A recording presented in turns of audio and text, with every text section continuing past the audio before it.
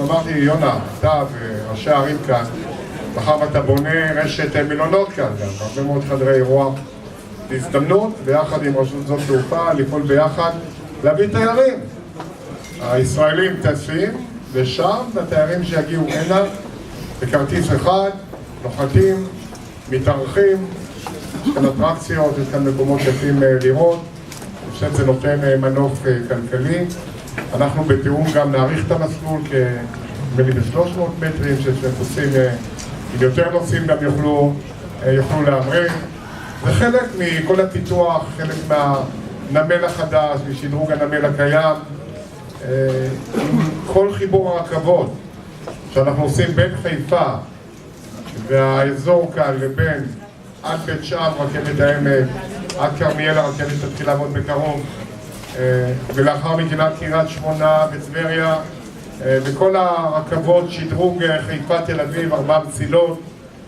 בעצם אנחנו מדברים על מטרופולין שהוא אבן שואבת, מרכז לכל המרחב הזה של הצפון והגליל, והוא מתחזק ומחזק. בנושא של הטיסות זה נדבך מאוד חשוב בבנייה המרחבית של כל המערכת שנמצאת כאן. כשאני סיירתי ברכבת העמק, בכל המועד נדמה לי בסוכות, ודיברתי עם אנשים שהיו בתחנות, לאן אתם נוסעים? אז כמובן חשבתי שכולם יגידו תל אביב, אבל המון אמרו חיפה. מסתבר שגם הנגישות לחיפה, אם זה חוף הים או דברים אחרים בחיפה, היא לא הייתה מובנת מאליה.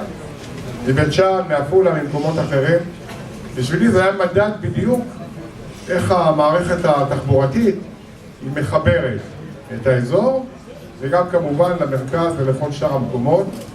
והשדה הזה והשדרוג שלו זה עוד אמצעי להתפתחות של המטרופולין הזה ולחיזוק של כל האזור הזה. גם בהשוואה למרכז הארץ אנחנו מותחים את אזורי הביקוש של המגורים, של התעסוקה, של כל השירותים האחרים שנלווים, חינוך, בריאות, כל שאר הדברים. אנחנו באמצע העשייה הזאת. אני באמת גאה על הסכם השמיים הפתוחים. אני זוכר שקידמתי אותו כנגד כל הסיכויים, כנגד כל האמירות. היה חשש שלובה שחברות ישראליות אל על ואחרות יקרסו, תקרוסנה, וגם אמרו שכעבור זמן קצר החברות הזרות שיביאו יעלו את המחירים כי הם כבר יהיו כאן.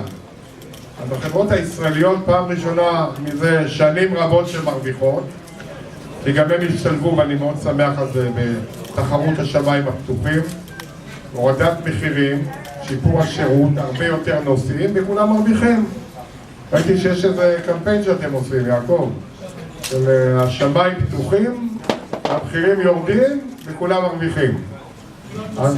וכולם טסים ומרוויחים. אני מקווה אגב שהישראלים אכן טסים יותר ויותר, וזה טוב וחשוב ואטרקטיבי, שגם יבואו הרבה יותר תיירים.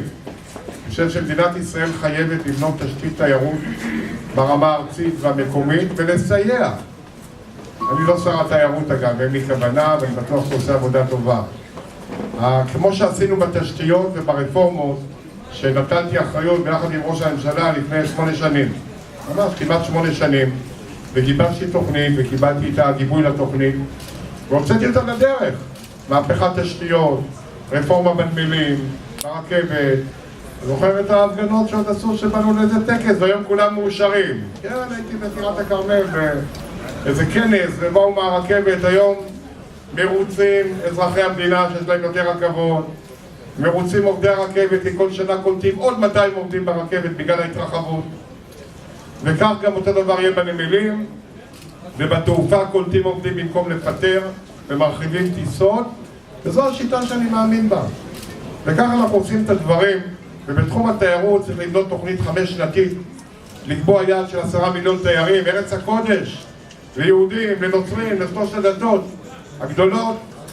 לא יכול להיות זה 2.5-2.8 מיליון תיירים, ולבוא לכל אחד לשאול מה אתה צריך, בשביל להגביר את התיירות ולעשות את הדבר הזה, לקבוע יעדים, לקבוע משימות. הישראלים אומרים שהתיירים גם יבואו באותה הזדמנות, החברות מוכנות להוביל, אני בטוח, וזה חוזק, ושדה התעופה אמצעי מגשר מצוין לעניין הזה. זה מתחבר, כמו שאמרתי, לרשת התשתיות, גם בשנה הבאה בפסח, בעזרת השם אומרים, רכבת המהירה מתל אביב לירושלים תתחיל לעבוד, וגם שם הנסיעות בהתחלה יהיו חינם דרך אגב.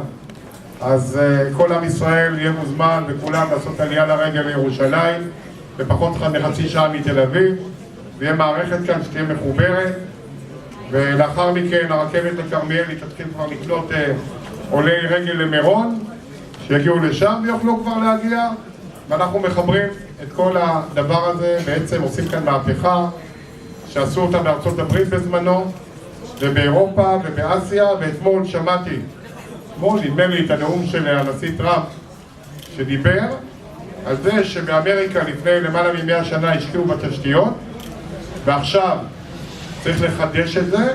הוא הכריז על תוכנית של $1 טריליון שצריכים להקצות כדי לחדש תשתיות בארצות הברית, זאת תעופה, נמלים, רכבות, כל שאר הדברים שמדינה, אני עדיין מוכן להתחלף עם ארצות הברית מהבחינה הזאת, אבל אנחנו במדינת ישראל בונים כאן מערכת באמת מודרנית, משמעותית. התחבורה הציבורית כאן, שראשי הערים באומץ ובמנהיגות מובילים כאן עדיפות לתחבורה ציבורית, זה לא מובן מאליו בכל רחבי הארץ, ועשיתם את זה ואתם עושים את זה, ולכן אמרנו והכרזנו גם כ3 מיליארד שקלים נוספים לתגבר את הדבר הזה כדי לתת עדיפות ולאפשר בשעות העומס להגיע גם בתחבורה ציבורית, וכל המרחב הזה הוא באמת מתפתח, ואני מאוד אופטימי לגבי העתיד, תוספת אוכלוסייה, שדרוג רמת החיים וכל שאר הדברים.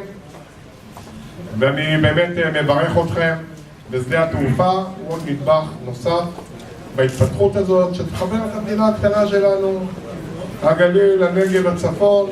יש את השלוחה של אילת, קריית שמונה, ליחידה לאומית, כלכלית, חברתית, אחת מאוחדת.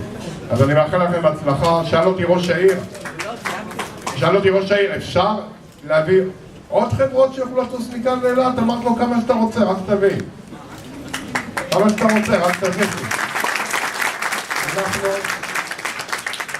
יוצרים תחרות הוגנת שמאפשרת גם לחברות המקומיות שהן נערכות להשתלב, ופותחים את הכל לטובת אזרחי המדינה.